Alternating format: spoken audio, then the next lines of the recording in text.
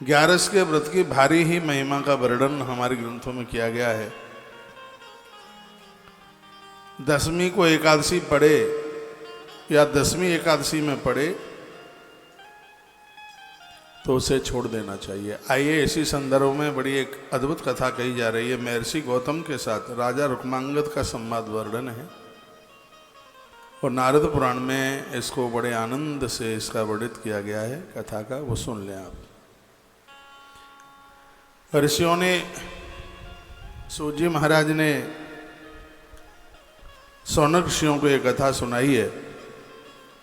महात्मा सौनक ऋषियों ने सूत जी को पूछा, कहा गुरुवर, लक्ष्मीपति नारायण भगवान कौन से व्रत से ज़्यादा प्रसन्न हो जाते हैं, उसके बारे में आप हमें बता दें। तब उन्होंने जवाब दिया कि ऐसा धरती का एक व्रत है, वो ग्यारस का व्रत है, एकादशी का व्रत है, जिससे से भगवान प्रसन्न ही नहीं हो जाते। उस घर को छोड़ करके भगवान कभी जाते नहीं हैं जिन घरों में ग्यारस का व्रत होता है। गरुड़ पुराण में वर्णन है, जिस घर में तुलसी की पूजा होती है, गौ माता को रोटी निकलती है, गंगा का आचमन होता है, ग्यारस का व्रत होते हैं, यमराज दरवाजे से चले जाते हैं वापस, उस घर में प्रवेश नहीं करते। और सही बात तो यह है कि आपके घर में तुलसी नहीं है तो आप किसी जघन्य अपराध का भोग भोग रहे हैं। वैष्णव जन होकर के घर में गंगाजल नहीं, जिस घर में गंगाजल नहीं वहाँ देवता नहीं, वहाँ भूत प्रेत रहते हैं। गंगा महात्म्य में ऐसा वर्णन है। घर में गंगाजल, गौ माता के लिए रोटी, अतिथि का आदर मान सम्मान, कंठ में तुलसी रुद्राक्ष, भगवत भजन हरि भजन। ऐसा बताते हैं कि सामने कोई चंदन तिलक लगाए आपको दर्शन दे जाए। सुबह से हमसे यदि कोई अपराध हो गया है तो उस व्यक्ति के दर्शन करते ही हमारे अपराध क्षीण हो जाते हैं। तो कोई भी दिन ऐसा ना निकले कि आपके भाल पर रोली तिलक चंदन। सधवा नारी के लिए बिंदी, भाल में सिंदूर बहुत मायना रखता है, घर की खुशियाँ बढ़ाता है। लेकिन आजकल उसमें भी फैशन हो गई है, अचक से इतना सा लगाएंगे कोई देख न ले। तो फिर शादी क्यों करी थी? जब इतना परहेज हो रहा है कोई देख न ले तो फिर क्यों शादी करी थी? इस सिंदूर के लिए बड़े बड़े कार्तिक नहाने पड़ते हैं, बहुत कुछ करना पड़ता है। जिस प्रकार से नारी के भाल के ऊपर सिंदूर बहुत सौभाग्य का प्रतीक है, उसी प्रकार से वैष्णव जनों के, हरि भक्तों के माथे के ऊपर लगा हुआ चंदन साक्षात भगवान के चरण हैं। ठाकुर जी के चरणों का दर्शन कर लिया, ये समझ लीजिए आप। ग्यारस की महिमा, ग्यारस का महात्म्य आप सुन रहे हैं, जिसमें वर्णन किया गया है। कहा गया है एक राजा हुए थे जिनका नाम था रुक्मांगद। एकादशी का व्रत करते हैं। 8 वर्ष से लेकर के 85 वर्ष तक इन्होंने डिंडोरा पिटवाया है और कहा है कि सबको व्रत करना पड़ेगा। रोगी हैं, बीमार हैं, अपांग हैं, चलने में असमर्थ हैं, इस राजा ने उनसे भी व्रत करवाया। राजा हाथी पर बैठ करके ढिंडोरा पिटवाता था कि आज एकादशी है, कोई भी अन्न नहीं खाएगा, जो अन्न खाएगा उसे प्राण दंड मिलेगा। कर्कश बोल करके भी यदि किसी से धर्म करवाया जाए तो उसमें कोई अपराध नहीं है, ऐसा बोला गया। ये कहते थे कि आज एकादशी तिथि है, आज के दिन 8 वर्ष से अधिक और 85 वर्ष से कम आयु वाले जितने भी लोग हैं वो यदि भोजन करेंगे तो मैं उन्हें प्राणों का दंड दूंगा। 8 साल से नीचे और 85 के जो ऊपर थे बस वही मुक्त थे राजा के द्वारा। और 8 से 85 के वर्ष में जितने लोग थे राजा सबसे एकादशी करवाता और यह कहता कि मेरा दंड होगा यदि तुमने मेरी बात नहीं मानी तो उसे नगर से निर्वासित कर दिया जाएगा। औरों की तो बात ही क्या है कि पिता, भ्राता, पुत्र, पत्नी और मेरा मित्र भी क्यों न हो, उनको जीवन में से मैं त्याग दूंगा यदि एकादशी का व्रत नहीं करेंगे। मित्र वही है जो धर्म कर्म से जुड़ा है, पत्नी भी वही है। ऐसा बताते हैं कि दुराचारणी स्त्री को छोड़ने में बिल्कुल पाप नहीं लगता, दुराचारी पति को भी छोड़ने में पाप नहीं लगता। दुराचारी यही है, यह नहीं है कि सबरे धर्म स्त्री के ही लिए, पुरुषों के लिए कुछ भी ना हो। पुरुषों के लिए वे सदाचारी बने। कहा गया कि मेरी माँ होगी, पिता होंगे, मित्र होंगे, उनको भी मैं छोड़ दूंगा यदि सदाचारी बनकर के नहीं जिए, 11 का एकादशी का व्रत न किया तो। ये बहुत बड़ी आवाज इस राजा की थी। राजा का नाम था रुक्मांगद। एकादशी मैया के ये बहुत परम भक्त थे। राजा के इस प्रकार घोषणा करने पर सब लोग एकादशी का व्रत करने लगे और सब भगवान विष्णु के लोक में जाने लगे। यमराज का रास्ता बंद हो गया था। यमराज के यहाँ यमलोक में 28 नरक हैं, 28 नरक के रास्ते बंद हो गए। जितने भी लोग हैं वो सब गरुड़ की पीठ पर बैठते हैं और सीधे भगवान नारायण के धाम जाते हैं। यह एकादशी की महिमा थी। ये बात कहकर समय पास करने के लिए कथा नहीं है। सत्य यही है कि व्रत तो बहुत हैं पर एकादशी से बढ़कर कोई व्रत नहीं है। पेड़ तो बहुत हैं, पीपल के ऊपर कोई नहीं है। नदियां बहुत हैं, गंगा जी के ऊपर कोई नहीं है। प्रकाश देने वाली चीजें बहुत हैं, सूर्य के ऊपर कोई नहीं। धनुधारी बहुत हैं, अर्जुन के समान कोई नहीं है। वैष्णव बहुत हैं, महादेव के बराबर कोई नहीं है। धान बहुत हैं, जौ के बराबर कोई नहीं है। फूल बहुत हैं, कमल के बराबर कोई नहीं है। पत्र बहुत हैं, तुलसी के बराबर कोई नहीं है। यह स्वयं भगवान ने कहा है। भगवान कहते हैं कि जो इस 11 का व्रत करते हैं उनको मैं स्वयं अपना गरुड़ लेकर के लेने के लिए आता हूँ। वो यमराज के संग नहीं जाते, उन्हें वैतरणी जाने की जरूरत नहीं पड़ती। इतनी बड़ी महिमा एकादशी की है। और मैं आपको कल से 11 महात्म्य में सुना रहा हूँ और बड़ा आग्रह पूर्वक निवेदन करूँगा, यदि आपसे हो जाता है तो आप व्रत कर लीजिए 11 का। यदि आप आश्रम में होते तो मैं आपको यह व्रत करवा के ही छोड़ता। इससे बड़ा व्रत नहीं है, इसमें कल्याण छिपा हुआ है। और एकादशी के दिन तीर्थों में पहुंच करके भी जो व्रत नहीं करते, निश्चित रूप से कोई न कोई अभागापन है, कोई न कोई उनका अपराध है, कोई न कोई उनका पाप है। लोग कहते हैं साधुओं के बड़े आनंद हैं, ये कहते हैं मजे हैं। लोग मालाएं डाल रहे हैं, खाने को लडुआ दे रहे हैं। हाँ, मूड मुड़ाई 3 गुण मिटे चांद की खाज, खाए हुए कौन लडुआ मिले लोग कहें महाराज। आनंद तो है, लेकिन आप इस आनंद को क्यों नहीं लूट रहे हैं? फिर उनको इतने आनंद है तो आप इस आनंद से क्यों वंचित रह रहे हैं? उनकी रोज जीने की जो जिंदगी है मैंने बहुत करीब से देखी है। जीवन बड़ा कठिन है। साधु का जीवन तो बिल्कुल तलवार की धार के ऊपर है। अपना जैसा खा नहीं सकता, अपने जैसा पहन नहीं सकता, अपने जैसा चल नहीं सकता। एक साधु के ऊपर पूरी दुनिया की निगाहें होती है। पूरा जगत उनका सम्मान करता है, आदर करता है, मान करता है, क्योंकि इनको ईश्वर ने स्वीकार कर लिया है। और जिसको भगवान ने स्वीकार कर लिया है, पूरी दुनिया उसके पीछे पीछे लग लेती है। वह 11 जैसे व्रत को बहुत पवित्रता के साथ और बड़े उत्साह के साथ करता है। उन्हें इंद्र का पद भी दिया जाए तो वो एकादशी को रोटी नहीं खाएंगे। कहा इंद्र का पद आप ले लेना, हमें जरूरत नहीं है। तो ऐसा ही बोल दें।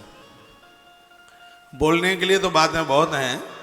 धरती में वो साक्षात विष्णु स्वरूप है जो 11 का व्रत करते हैं, एकादशी का व्रत करते हैं। हमने तो यहां तक पढ़ लिया है, द्वादशाक्षर मंत्र का आप 10,000 जप करते हैं। ओम नमो भगवते वासुदेवाय 10,000 बहुत होता है। 10,000 जप 10,000 जप करते हैं आप ओम नमो भगवते वासुदेवाय। उससे जितना पुण्य आपको प्राप्त होता है, जितना पुण्य आपको प्राप्त होता है, उतना ही पुण्य आपको तत्क्षण 11 का व्रत करने से तत्काल प्राप्त हो जाता है। ऐसा हमारे ग्रंथों में वर्णन है।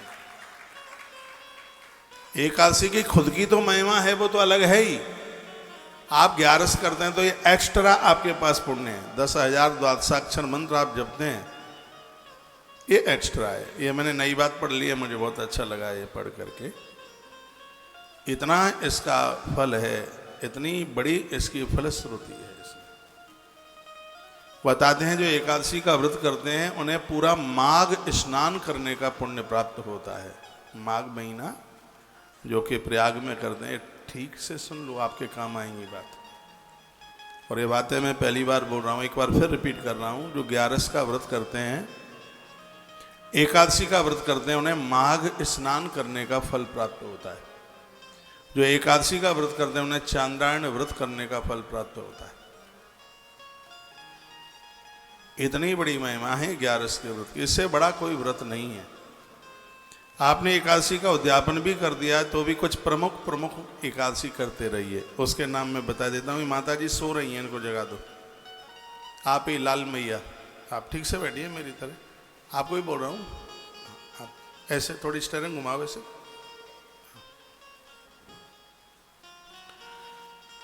हरे प्रबोधनी एकादशी कीजिए, कार्तिक में पड़ती है। उत्पन्ना एकादशी कीजिए, बहुत अद्भुत है। पद्मा एकादशी कीजिए, बहुत अद्भुत है। आंवले की एकादशी कीजिए, बहुत अद्भुत है। बरूथनी और मोहिनी एकादशी, बैसाखी, दोनों ही अद्भुत हैं, बहुत ज़्यादा। निर्जला, देवसैनी, पापांकुशा, ये वह एकादशी हैं कि यह एकादशी छूटनी ही नहीं चाहिए। ये एकादशी, ये आपने उद्यापन कर दिया है तो भी ये कुछ प्रमुख हैं, इनको करते रहिएगा। हमें 11 तत्वों को अपने कब्जे में जो करा दे वो एकादशी है। 11 तत्वों से जहाँ अपराध नहीं होता, एकादशी की महिमा है। मन से अपराध नहीं होगा, 5 ज्ञानेंद्रिय और 5 कर्मेंद्रिय से अपराध होगा ही नहीं। यह एकादशी की महिमा है। 5 वर्ष के ध्रुव भगवान को प्राप्त करते हैं, 5 साल के ध्रुव एकादशी का व्रत करते हैं। पांडव एकादशी का व्रत करते हैं। पहले दिन की एकादशी जो 10वीं जिसमें पड़ जाती है वो मत करना। कुंती माता ने बहुत समझाया था गांधारी को कि दीदी आप पहले दिन की एकादशी मत किया करो जिसमें 10वीं पड़ती है वो वाली। पहला दिन 10वीं नहीं है तो कर सकते। कहा कि इससे संतानक क्षय होती है, ये माता कुंती ने समझाया था और वो गांधारी नहीं मानी और उसका असर उसके बच्चों के ऊपर पड़ा। पुण्य तो हुआ नहीं, अपराध और हो गया। इस बात के ऊपर मैं बहुत जोर देता हूँ। 11 जिसमें बिल्कुल भी 10वीं नहीं है, ये आयु बढ़ाएगी, बल बढ़ाएगी, स्मृति बढ़ाएगी। और जैसे एकादशी में 10वीं पड़ रही है वो हमारे प्राणों को भी ले लेगी, आयु छीन कर देगी। मैं आपको कन्फ्यूज नहीं करूँगा, वही बातें बोलूँगा जो हमारे ग्रंथों में लिखी है। इसलिए आप एक आध बार यहाँ में पूछ लिया करें या हमारी वीडियो वगैरह देख लिया करें तो जिससे कंफ्यूज ना हूँ। एकादशी की महिमा आप सुन रहे हैं। तो रुक्मांगद नाम का राजा 11 का व्रत करता है। पूरा क्षेत्र, पूरी दुनिया उसके संग उस व्रत में लगी है। एक दिन की बात थी, यमराज इतने परेशान हो गए और यमराज रोते रोते विधाता ब्रह्मा के पास पहुंचे। ब्रह्मा जी के पास पहुंचे, ब्रह्मा जी को प्रणाम किया। ब्रह्मा जी ने रोते हुए देखा यमराज को, कहा क्या हुआ। ब्रह्मा जी से यमराज ने कहा कि अब मैं नौकरी नहीं करना चाहता। हुआ क्या है। कहा तनख्वाह लेते रहें और काम करके न दें तो व्यक्ति की दुर्गति हो जाती है, उसको बिल्ली बनना पड़ता है। ऐसा नारद पुराण में वर्णन है और यमराज बोले। और कई जन्मों तक, बहुत लंबे समय तक उसको कष्ट भोगने पड़ते हैं। जो तनख्वाह लेते रहते हैं, काम करते नहीं हैं, पैसा लेते हैं, मेहनत करके देते नहीं हैं, उस जीव की दुर्गति हो जाती है। भगवान मैं देवताओं से सम्मान ले रहा हूँ लेकिन काम कुछ रहा नहीं है। 28 नरक में ताले पड़े हैं। मृत्यु लोक से आने का रास्ता बंद हो गया है। कोई भी पापी रहा नहीं मृत्यु लोक में। पहले लोगों ने खूब पाप कर लिए हैं दुनिया भर के। रुक्मांगद नाम के राजा ने सबको एकादशी का व्रत करा दिया है। सगरे पाप जल गए हैं। सब गरुड़ की पीठ पर बैठते बैठते नारायण के भवन विष्णु लोक जा रहे हैं। मेरे यहाँ की तो जरूरत ही नहीं पड़ी किसी को। जब काम ही नहीं तो फिर दाम किस बात का। अब काय की किसकी नौकरी करे। क्या वर्णन किया गया, किसी कार्य के लिए नियुक्त हुआ सेवक काम न होने पर यदि उसी पद पर रहता है और बेकार रहकर स्वामी के धन का उपभोग करता है तो वह निश्चय ही नरकों में गिरता है। यमराज ने कहा। आप जितने भी मुझे सुन पा रहे हैं, अपना बच्चे को भी बोलना और अपने पति को भी बोलना, ऑफिस में जाते हैं टांग पर टांग रख करके न सोते रहे, नहीं तो यह प्रकृति को सब जवाब देना पड़ता है। इस प्रकृति में काम करके ही पानी पीना, काम करके ही भोजन करना, काम नहीं तो दाम नहीं। बहुत लोग बैठे बैठे कुर्सियां तोड़ते रहते हैं, फिर घरवाली को कहते हैं हमारी तो नौकरी बहुत अच्छी है, 8 घंटा सो के आते हैं, कुछ करना ही नहीं पड़ता। आज लग रहा है, लेकिन तब पता चलेगा जब फेफड़े गल जाएंगे, अंदर का तंत्र खत्म हो जाएगा, बीमारियां फैल जाएंगी। मैंने पढ़ा है ये बीमारियां बिना अपराध के नहीं बढ़ती, कोई न कोई पापकृत कर्म होता है तब बीमारी बढ़ती है। वो कोई भी अपराध हो सकता है, असाध्य है बीमारियां हैं, यह बिना अपराध के हो ही नहीं सकती। यह तो हमारे ग्रंथों में बहुत जोर से बात कही गई है। जो लोग पुण्यात्मा हैं वो बिना बीमारी के दुनिया छोड़ के जाते हैं। कल की पुराण में वर्णन है, इस कलयुग में जब निरोगी होकर के व्यक्ति मौत को प्राप्त होता है तो देवसी नारद जी सगरे देवताओं के पास एक चक्कर लगा के आ जाते हैं। कहते हैं देखो तो सही, मृत्यु लोक से एक ऐसा आदमी आ रहा है जिसकी मौत अस्पताल में और दुर्घटना में नहीं, अपनी घर की चौखट के अंदर उसकी मृत्यु हुई है। देवताओं को अचंभा आश्चर्य लगता है। ऐसा जीवन जीने की कोशिश कीजिए जिसमें आप निरोगी रहें।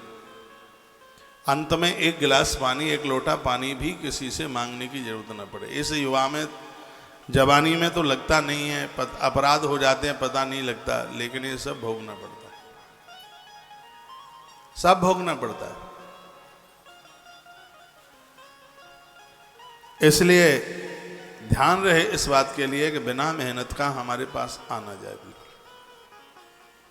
मेहनत आप किसी भी डिपार्टमेंट में, किसी भी सेक्टर में, किसी भी क्षेत्र में हैं, जहां भी जितने दिनों तक आप रहते हैं उस स्थान को अपना मानकर, तुम्हारे जाने के बाद तुम्हारी कमी का एहसास होना चाहिए। वहां गणेश जी ने भगवान महादेव को बड़ी अच्छी बात कही थी, जब वो चौकीदारी कर रहे थे ना, कहा मां नहा रही है, अंदर नहीं जाने दूंगा।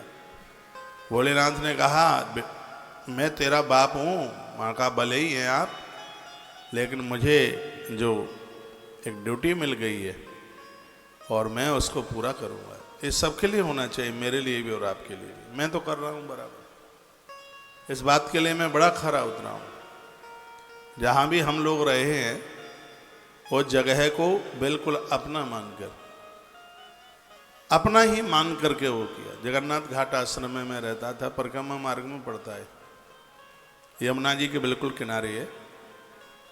यहाँ मेरा विद्यार्थी काल निकला है। पूज्य ईश्वरपुरी जी महाराज जो विदेश में रहते थे, उन्होंने बड़ा इस आश्रम को डेवलपमेंट किया। विद्यार्थी थे हम वहाँ के, रात रात भर चक्की चलाते थे, लगता ही नहीं था किसी और की चक्की चला रहे, ये लगता था अपना काम। सैकड़ों क्या 1500 महात्माओं के लिए रोटी बेलना, रोटी बेलने में तो कंपटीशन में मैं आपको भी पीछे कर दूंगा, ऐसी गोल गोल रोटी अभ्यास में है मेरे विद्यार्थी काल में। सुबह कई एकड़ों में सुबह झाड़ू लगाना, यह हमें वहाँ का जगन्नाथ भगवान का आशीर्वाद मिला है। हम लोगों के इष्ट देव हैं भगवान जगन्नाथ, हमने शुरू से उन्हीं के ही चरणों में जीवन जिया है। मैं भगवान प्रभु जगन्नाथ को बहुत मानता हूँ। हमारे जीवन का संरक्षण, संवर्धन, उत्कर्ष भगवान प्रभु श्री जगन्नाथ जी ने किया। हमें जगन्नाथ भगवान के बर्तन साफ करने का सौभाग्य मिला है। वहाँ की गौशाला में उस समय 125-150 गैयाँ होती थी, तो हमें इतना ही अचंभा, इतना आश्चर्य होता था कि स्वामी जी इतनी गायों का भरण पोषण करते कैसे, इतना जौ कहाँ से आता है, ये इतना गेहूं आता कहाँ से, रात भर चक्की चलाते और यही सोचते रहते। बहुत छोटी उम्र होती थी, बहुत छोटी, लेकिन कभी यह सोचा भी नहीं था कि यह गैया मैया अपना इतना आशीर्वाद बना देगी कि हमेशा हमेशा के लिए अपने चरणों में जोड़ देगी। बड़ी कृपा करियो। वहां जगन्नाथ घाट में खिचड़ी का भोग लगता। मैं जगन्नाथ धाम में था पुरी में, सुबह ही सुबह एक पुजारी जी आए, मकर संक्रांति थी उस दिन, 14 जनवरी थी, कथा हो रही थी, पता नहीं 17 या 18 की बात है। तो बोले कि मैं एक काम से आया हूं। पुजारी जी बोले, हाँ बोलिए। कहा भगवान जगन्नाथ खिचड़ी से बहुत प्रसन्न होते हैं, और हमने तो सुना है कि तुम आश्रमधारी हो, तुम जगन्नाथ भगवान को मानते हो, तो आश्रम में खिचड़ी रोज जरूर बननी चाहिए। तब से लेके आज तक खिचड़ी की एब्सेंट नहीं है, यहाँ पे खिचड़ी बनती है, जगन्नाथ भगवान की खिचड़ी। तो मैं आपको यह कहना चाह रहा हूं कि हम जहां भी रहें, हम वहां ना रहें तो हमारे हटने का वहां पर एक कमी का एहसास हो, और हम वहां से हट गए तो भी व्यवस्थाएं वैसी की वैसी चलती रहीं, तो इसका मतलब है कि हम तो फ्री फंड में ही पैसा लेने लगे। आप कुछ दिनों के लिए पियर चली जाती हैं मेरी बहनों, तो आपके ससुराल में घर में कुछ ऐसा होना लगे तो सही कि बहू पियर गई है तो सब काम गड़बड़ हो रहे हैं, काम सिमट नहीं रहा है, और तुम्हारे जाने से फिर वैसा का वैसा ही सब दिख रहा है, तो इसका मतलब है कि पापड़ पड़े पड़े ही खाया है। फिर तो आप किसी भी डिपार्टमेंट में, कहीं भी, आप प्राइवेट सेक्टर में हैं या आप सरकारी दफ्तर में हैं, प्रकृति से 1 रुपया लें तो प्रकृति को 5 रुपए का काम करके दीजिए। कबीर जैसे महापुरुषों ने कहा था, कर्म ही मेरी पूजा है। ये कर्म फिर हमारी आराधना, हमारी पूजा बन जाती है। मुझे यमराज की बात बहुत अच्छी लगी। यमराज विधाता ब्रह्मा से कहते हैं, यदि काम ही नहीं है तो इस पद पर फिर अब बैठ के क्या करेंगे, क्या सम्मान लेकर के करेंगे? अब नहीं, अब नौकरी नहीं, क्यों? काम नहीं हमारे पास। इसलिए देवर्षि नारद जी ने यह सुना। नारद जी पहले तो अचंभित होने लगे। यमराज बोले, हे देवर्षि जी, इस समय पृथ्वी पर जो राजा राज्य कर रहा है वह पुराण पुरुषोत्तम भगवान ऋषिकेश का, भगवान नारायण का परम भक्त है रुक्मांगद।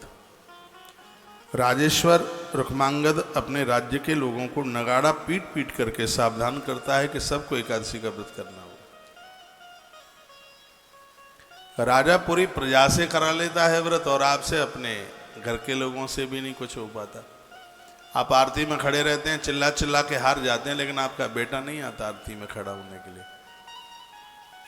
आप कहें कि बेटा आजा, थोड़ा घंटी बजा दे, नहीं आता वो।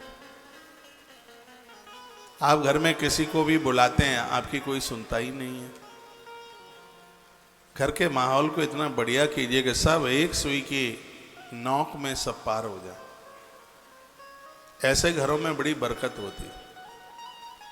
सुबह शाम आरती हो रही है, उस समय सब आप एक जगह पर आके खड़े हो जाएं, तो आपका घर ही तीर्थ बन जाता है। ईश्वर ने बड़ी कृपा की है, मनुष्य जीवन मिल गया है। 1 करोड़ साल तक नहीं मिलेगा यदि धोखा खा गए तो। ये 10-20 वर्ष की जो गर्मी रहती है, जिसमें लोग धरती से धरता कहते हैं, वासना के गुलाम बन के जीते हैं, बुढ़ापे में बड़ी हड्डियां टूटती हैं इनकी, तो बड़ी दुर्गति होती है। यमराज के दूतों के ऐसे कौड़े पड़ते हैं, रोता है जीव, चीखता है, कहता है भगवान अब के बार क्षमा कर दो, गलती नहीं करेंगे। लेकिन फिर पछताए क्या होता है जब चिड़िया चुंग गई खेत, फिर बाद में रोने से क्या होगा। भोगी मत बनिए, योगी बनिए। संसार में आप आए हैं, योगियों की तरह जीवन जीने की कोशिश कीजिए। बच्चों के भी बच्चे हो गए, बच्चे बड़े हो गए हैं, नातियों के, नाती पोतों की भी शादियां हो गई हैं। अब आप थोड़ा इससे बाहर निकल करके आइए और भगवत आराधना, भगवत भजन में लगिए। दुनियादारी का बहुत हो गया है। हमारी बूढ़ी माताएं तो 75-80 वर्ष में भी उन्हें यह लगता है कि अभी यह भी हो जाए, यह भी हो जाए, यह भी हो जाए। अभी तो संगति का मुंह और देख लो। हाँ, बेटे का बेटा कौन होता है? पोता। उसका बेटा होता है पंथी। पंथी का बेटा होता है संती। संती का कौन होता है? ठंती। और फिर ये और कहती हैं कि ये इतना हो जाएगा तो सोने की सीढ़ी मिलेगी ऊपर जाने के लिए। कुछ नहीं मिलने वाला है। पितामह भीष्म ने कहा था अपने भाग्य के किवाड़ अपने आप खोलूंगा। शांतनु राजा ने कहा था बेटा तुमने क्या किया? आजन्म ब्रह्मचारी बनने का तुमने जो संकल्प लिया, बेटे के बिना उद्धार कहाँ है? तर्पण करने के लिए, पिंडदान करने के लिए बेटा चाहिए, तब मुक्ति होगी। पितामह भीष्म ने कहा पिताजी जो मुक्ति बेटों से मिलती है ऐसी सस्ती मुक्ति मुझे नहीं चाहिए बिल्कुल भी। अपनी मुक्ति का कपाट अपने हाथों से खोल के जाऊंगा। महाभारत में वर्णन है पितामह भीष्म जिस समय अपना शरीर छोड़ रहे थे तो सगरे देवता आ गए थे धरती पर। मां गंगा ने स्वयं जल पिलाया था। द्वारका के श्री कृष्ण चरण पकड़े हुए बैठे थे चरणों में, पितामह भीष्म के चरणों में। कि वो लोग सुन लें जिनके दिमाग में ये दुविधा है, संतान नहीं है, बेटा नहीं है, कैसे उद्धार, कैसे मुक्ति होगी। तो ऐसी फ्री फंड की मुक्ति की कामना मत करो। जिनको 4-4 बच्चे हो गए, एक जुआरी है, शराबी है, कबाड़ी है, तो ये मुक्त कर देंगे आपको? मुझे नहीं लगता। अपने मुक्ति के कपाट अपने हाथों से खोलिए। मुक्ति के दाता आप खुद बनिए। बड़ी सुंदर सुंदर बातें वर्णित की गई है। वेदाता ब्रह्मा के सन्मुख यमराज खड़े खड़े आंख में आंसू बहाते हैं। यमराज बोले पितामह पितामह नाथ मेरी बात सुनिए। किसी के प्रभाव को जो खंडन वह मृत्यु भी अधिक दुखदायी होती है। हे कमलोद्भव, जो पुरुष कार्य में नियुक्त होकर स्वामी का धन हड़पते रहते हैं उन्हें काम करके नहीं देते, ऐसे लोगों की दुर्गति होती है। जो स्वामी को लूटता है और होशियार बनता है कि हमने बुद्धू सेठ को बना दिया। यमराज कहता है किसी को बुद्धू नहीं बना दिया, खुद बुद्धू बना है। वर्णन है कि मानव 300 कल्पों तक चूहा बन करके जीता है, जो मालिक से पैसा लेता है, ठगियाई कर लेता है, काम करके नहीं देता। ये सरकारी जितने भी लोग मुझे सुन पा रहे हैं सुन लीजिए। सरकारी डिपार्टमेंट वाले झूठे मेडिकल, झूठी एप्लीकेशन। आज सरकारी सेक्टर क्यों खत्म होता जा रहा है? जय जय भैया, काम करके नहीं दिए इसलिए। खैर मेरी बात आपको ठीक लगेगी नहीं, लेकिन सब लोग ऐसे नहीं हैं। फिर भी मेरे संपर्क में ऐसे बहुत लोग हैं, मैं खूब समझाता हूँ, रिश्वत लिए बिना नहीं मानते। उन्हें तसल्ली अपनी सैलरी से नहीं होती। सैलरी भी 1.5 लाख 2 लाख रुपया, 80,000, उससे तसल्ली नहीं है। जब तक ऊपर वाला नहीं आ जाता तब तक वो उन्हें बहुत अच्छा लगता है ऊपर वाला। ऐसे लोग हेरा फेरी करते हैं और बुद्धिमान बनते हैं। यमराज कहते हैं कि ऐसे लोग 300 कल्पों तक चूहा बन करके, चुखरा बन करके जीवन जीते हैं। बड़ा कष्ट होता है। कहा कि हे प्रभु, जो अपना काम बनाता है दूसरे को लूटता है, लेकर के कभी किसी को देता नहीं, वह मंद बुद्धि मानव 300 कल्पों तक चूहा ही बन के जीता है। जो राज कर्मचारी राजा के सेवक को अपने घर के कामों में लगाता है वह बिल्ली बनता है। सरकारी लोग मुझे सुन पा रहे हों, आपके ऑफिस का चपरासी तुम्हारे बच्चों को छोड़ने जाता है, स्कूल में लेने आता है। सरकार की गाड़ी को तुम अपनी ससुराल लेके जाते हो, कभी कहीं लेके जाते हैं, और डीजल सब गवर्नमेंट के नाम लिखा जाता है। इसलिए तो भंडाफोड़ सब हो रहा है। ये ग्रंथों ने हमें जीवन दिया है जो सरकारी लोगों को अपने घर के काम धाम में लगाते हैं। और ये बड़े बड़े अधिकारी तो ऐसा ही करते हैं। क्यों शर्मा जी, आप इस सेक्टर में रहे। बच्चों को छोड़ना, बच्चों को लाना, बाजार से सब्जी ले आ, घरवाली को उसके पियर छोड़ के आ जा। तो ज़्यादातर ऐसे वो सरकारी जो बड़े बड़े अधिकारी हैं वो अपने से नीचे वाले लोगों को इसी काम में लगाए रहते हैं, और हमारे ग्रंथों ने इसका विरोध किया। और यमराज बोल रहे हैं ये बात। यमराज ने विधाता ब्रह्मा को कहा है कि मैं ऐसी नौकरी नहीं चाहता, मुझे कष्ट होता है, मुझे तकलीफ है। अब यहाँ लोगों का आना जाना बंद हो गया है, तो मुझे किसी दूसरे काम पे लगा दीजिए। जब यहाँ काम नहीं है तो दूसरे काम पर मुझे लगा दो। क्या अच्छी बात कही है। मेरी भाषा आपकी समझ में आ रही है? ये बात मेरे और आप सब के लिए लागू है। आपका बेटा, आपका पति सरकारी दफ्तर में काम करते हैं, वहाँ से कोई चपरासी ऑफिस से आता है, तुम्हारे घर के काम धामों में लगा है, तुम्हारे बगीचे को ठीक कर रहा है, पेड़ लगा रहा है, पानी दे रहा है, तुम्हारे बच्चों के स्कूल विस्कूल लेके जा रहा है। नहीं, एक आदमी अपनी तनख्वाह देकर अलग से कीजिए, उसको अपने काम में नहीं, उसको अपने प्रयोग में नहीं लीजिए, बिल्कुल भी। जीवन की दुर्गति हो जाएगी। तत्पश्चात देव मैं आपकी आज्ञा से धर्म पूर्वक प्रजा का शासन करता था।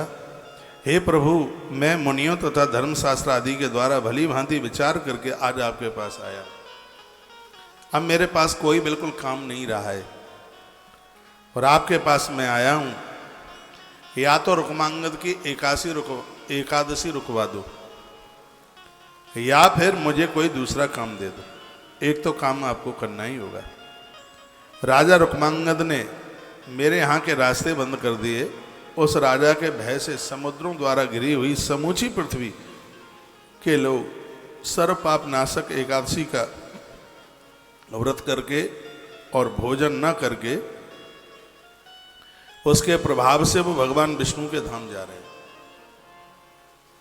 भगवान विष्णु के लोक में जा रहे हैं। और ऐसा नहीं, स्वयं नारायण गरुड़ लेके पहुंच जाते हैं वो एकादशी का व्रत करने वालों के लिए।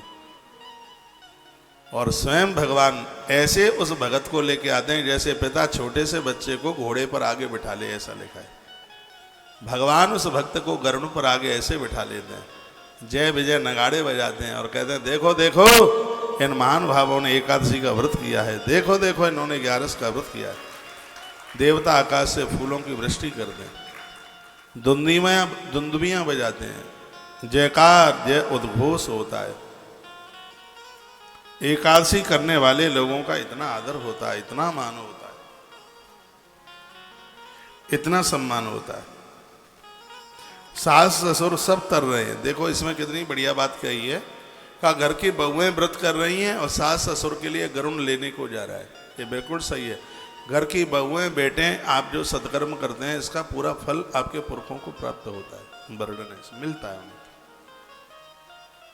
इसमें यही लिखा है, यमराज कहते हैं कि बहू और बेटे व्रत कर रहे हैं और उसका फल पहले से मेरे यहाँ नरक में कुछ लोग पड़े। यमराज कहता है, यमराज कहता है कि पहले से मेरे यहाँ कुछ लोग नरक में पड़े हुए थे और अचानक देखा तो भगवान नारायण वहाँ आकर के प्रकट हो गए।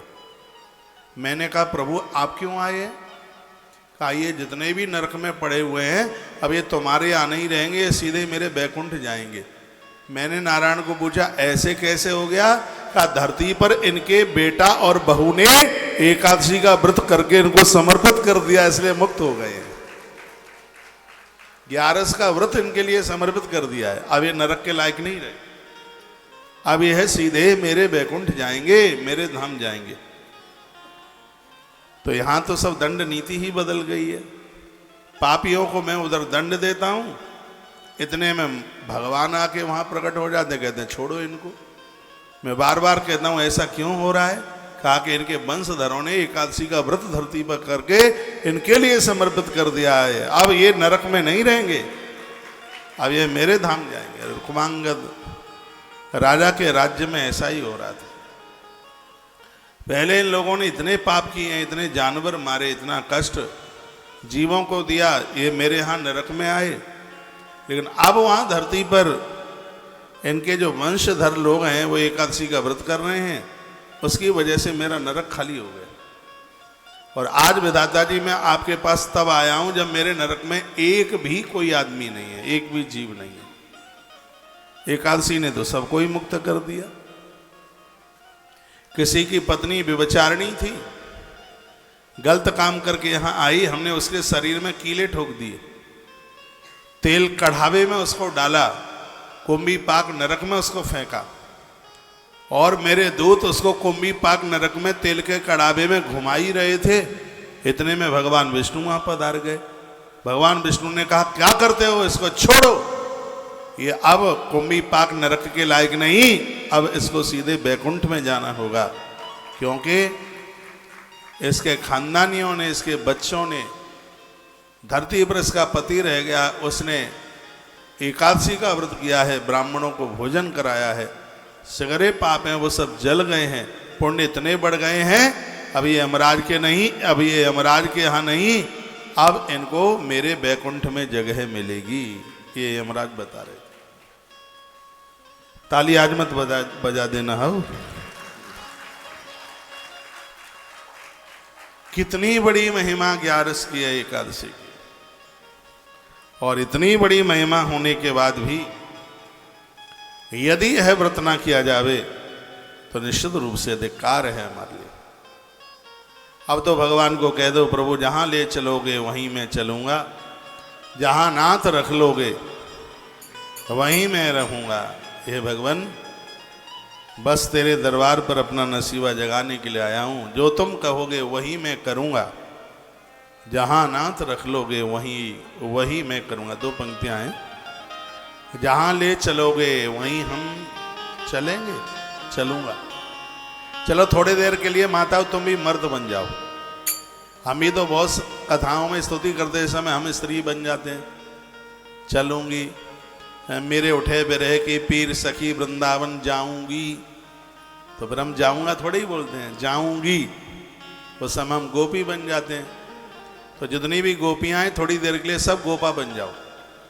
हाँ, जहां ले चलोगे वहीं मैं चलूंगा, जहां नाथ रख लोगे वहीं मैं रहूंगा, कहीं जाइएगा नहीं। सुनिए, एक मिनट।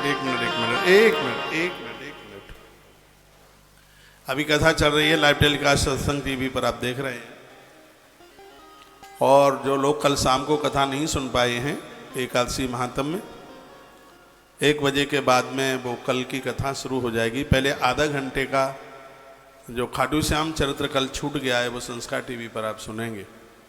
कल की जो 1.5-2 घंटे की कथा हुई है, और वह 1 बजे से या 1:15 बजे से, जितना बजे से, तो कल शाम की कथा बड़ी अद्भुत हुई थी एकादशी महात्म में। तो 4 बजे तक सत्संग टीवी पर है प्रसारण, और 4 बजे से लेकर 7 बजे तक संस्कार टीवी पर है। तो संस्कार टीवी पर आज की कथा बड़ी अद्भुत है। उससे पहले जैसे आप 4 बजे सत्संग टीवी पर कार्यक्रम पूरा होता है तो देर न लगाएं, तत्काल सत्संग टीवी पर पहुंच करके कथा पूरी सुन लें। कल खाटू बाबा का, खाटू श्याम जी का चरित्र थोड़ा अधूरा रह गया था आधे घंटे का, उसको संस्कार टीवी पर और सत्संग टीवी पर दोनों पर आप उसे सुन लीजिएगा। कल की कथा भी बड़ी अद्भुत हुई है, उसे सुन लें। और एक छोटी सी सूचना ये है, आज द्वादशी है, और मैं हर बार ये कहता हूँ, जिस प्रकार से 11 के दिन पेठे की, खाने की और खिलाने की बड़ी महिमा है, ये फल और मिठाई दोनों में आता है। आगरा के व्यापारी तो बड़े खुश होते होंगे, उनका पेठा ज़्यादा बिकने लगा है, बोलते होंगे, लोगों की समझ में आ गया। शिव महापुराण में 12 दानों में पेठे को लिया गया। मैं हर एकादशी को थोड़ा सा पेठा खाता हूँ, और यहाँ बंटता तो, वितरित तो बहुत होता ही है।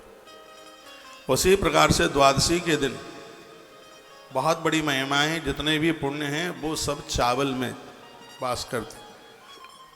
चावल का एक नाम है अक्षत। द्वादशी के दिन यह चावल लोगों के मुंह में पड़ेंगे, उनका पुण्य अक्षय हो जाएगा, खानदान अक्षय हो जाएगा।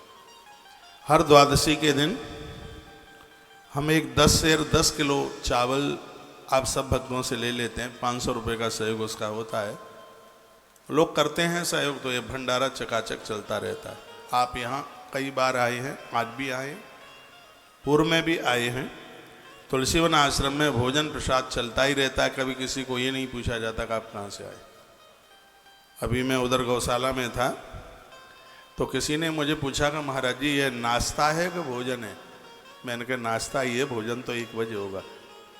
कहा ये नाश्ता है, मटर पनीर है इसमें, और इसमें गोभी की सब्जी है, जलेबी है, उसमें दही है, बूरा है, 2 तरह की पूड़ियाँ हैं। मैंने कहा ये सब गौ माता की कृपा है, कौन किसको क्या खिला सकता है, इसको आप गौ माता का प्रसाद समझ करके ही इसको आप स्वीकार करो। गौ माता सिद्ध होकर के बैठी है यहाँ, आशीर्वाद दे के जाइए कि भंडारे ऐसे ही चलते रहे। बैसाख मास की आज की सेवा में छत्रदान है, छाता, बढ़िया वाला छाता है। और दादाजी आप कहाँ चल पड़े हैं? गेट में। कहाँ जा रहे हैं आप? हाँ, कहाँ जा रहे हैं? अच्छा, ठीक है। प्रसाद लेके चले जाते, भोजन, ठीक है। आज छाते का दान है। जिन्होंने 6,000 रुपया जमा किए हैं उनको अलग से करने की जरूरत है नहीं। जो रोज की रोज 1-1 दिन का करते हैं तो उनके लिए आज 300 रुपये की सेवा है। जो भी आश्रम के नंबर अकाउंट आपके पास हैं उसमें आप देख लीजिए। प्रमुख रूप से आज अक्षत दान जो हर द्वादशी को होता है, इस सेवा के साथ आप जरूर जुड़िएगा। अब विशेष रूप से गोदान की व्यवस्था, बहुत बड़ी व्यवस्था की जा रही है। 5 तारीख को बैसाखी पूर्णिमा है। बाहर भी मुझे आप लोग सुन पा रहे हैं, बैसाखी पूर्णिमा को श्रीधाम वृंदावन पधारे आप पूर्णिमा से। यहाँ विशेष रूप से सत्यनारायण भगवान की कथा का आयोजन है। उस दिन यज्ञ का भी कार्यक्रम है। और जो बैसाख में नहाए हैं, व्रत उपवास वगैरह किया है, तो आप श्रीधाम वृंदावन पधारिए और हम और आप मिलकर के बैसाखी महोत्सव मनाएंगे। लास्ट का दिन है बैसाख के महीने का। और ऐसा बैसाख आप नहीं मना पाए होंगे पहले। कैसा मनेगा आप देख लीजिएगा आके। आप अभी जाके भी 5 तारीख तक लौट के आ जाइए। 5 तारीख को आ जाइए। 5 तारीख को अद्भुत यहाँ पर उत्सव है। तो यहाँ के इन सेवा कार्यों के साथ आप जरूर जुड़ते रहिएगा। एक बार आप गौशाला जरूर पहुँचें। यह पूरा का पूरा आयोजन गौ माता के लिए हो रहा है। आज भगवत कृपा से गौ माता के लिए इतनी बड़ी व्यवस्था की जा रही है। ये तो आप 1 साल बाद आके देखिएगा, आप ये कहोगे कि ये हकीकत में कि हम सपना देख रहे हैं।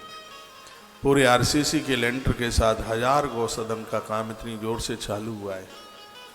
यहाँ गैया मैया की ऐसी व्यवस्था है, गद्दा पर गैया सोती है। सुबह 4 बजे भोजन, दोपहर को 11 बजे, फिर शाम को 5 बजे।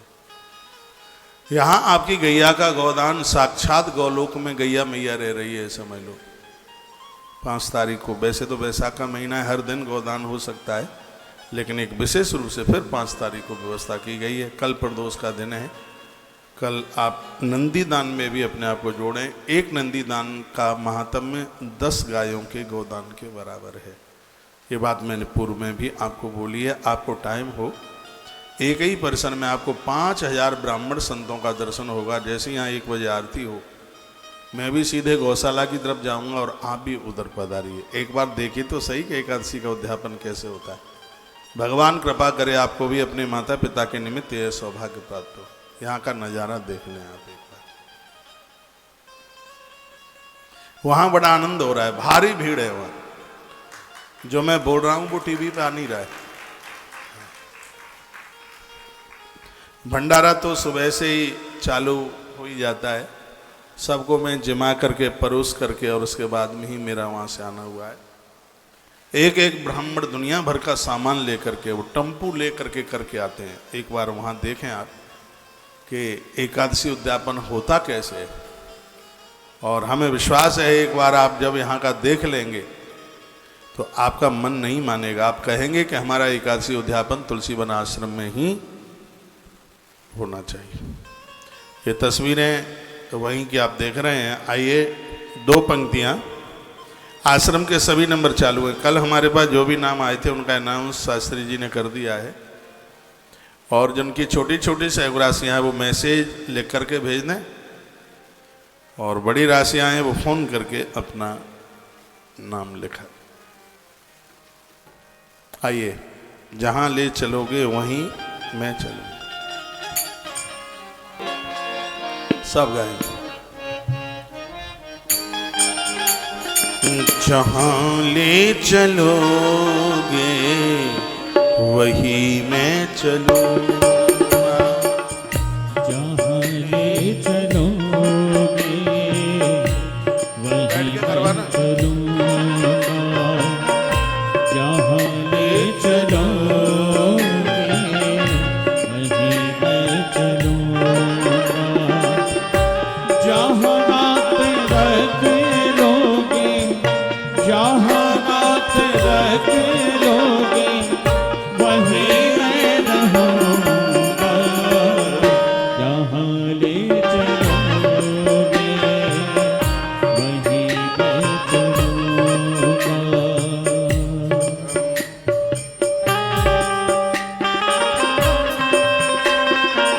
एक मिनट, मेरे मोबाइल में एक मैसेज लिख के आया है और इसको पढ़कर मेरा मन खुश हो गया। निशा सनसन बाल, आपने लिखा है महाराज जी, हम अक्षय तृतीया के समय आश्रम में रात को 11 बजे पहुंचे थे, फिर भी आश्रम के लोगों ने इतनी देर रात में भी हमारे भोजन का अरेंजमेंट किया।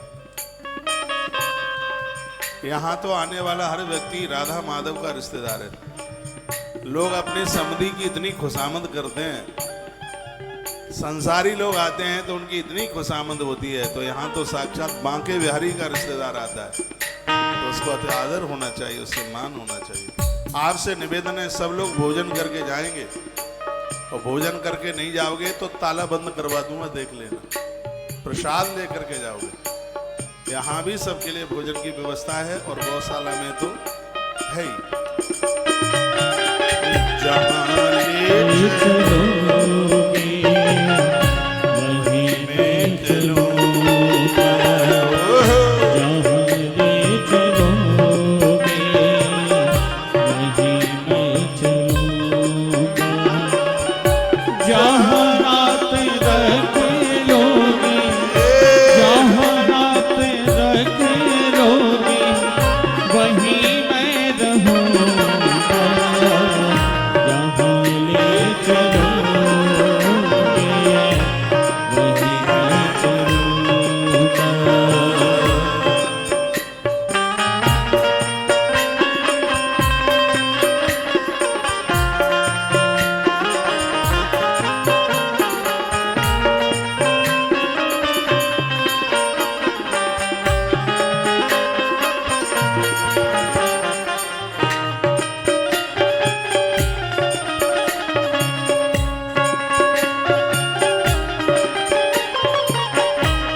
चरणों में आया हूँ नसीबा जगाने, चरणों में आया भगवान नसीबा जगाने,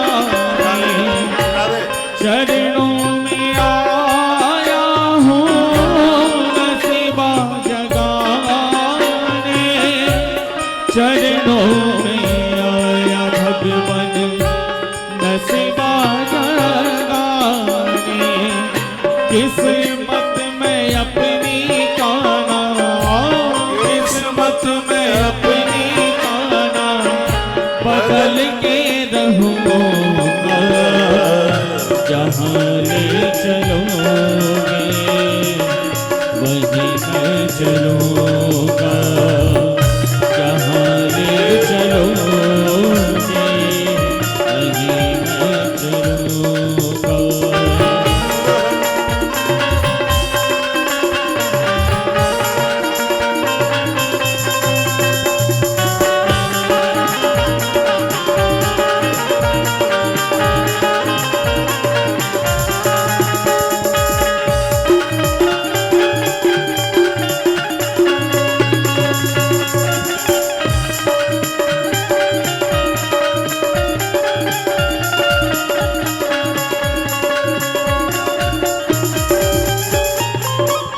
दुनिया का भटका तेरे दर पे आया, दुनिया का भटका भगवान तेरे दर पे आया, दुनिया का भटका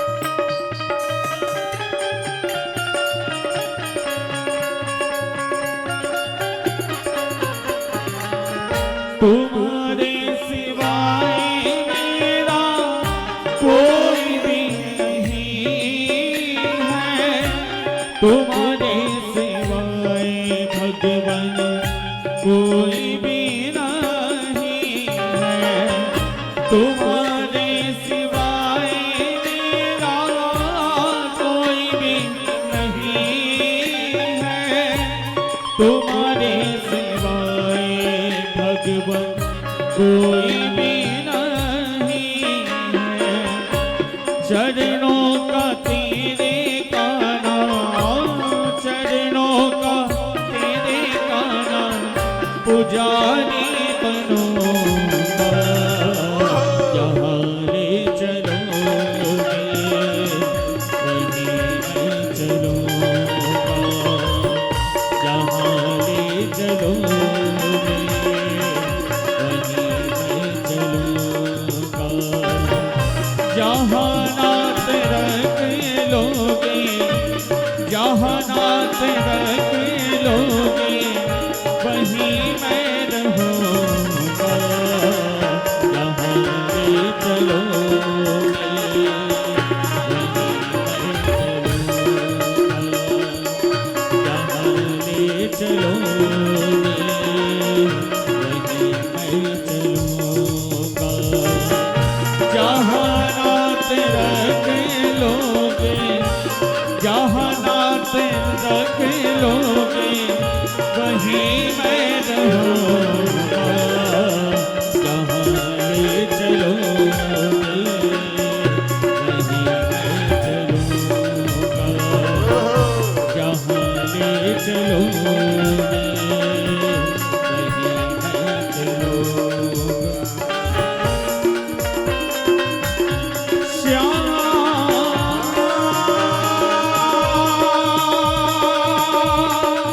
हे श्याम, हे श्याम, हे श्याम, राधे श्याम, हे श्याम, हे श्याम, हे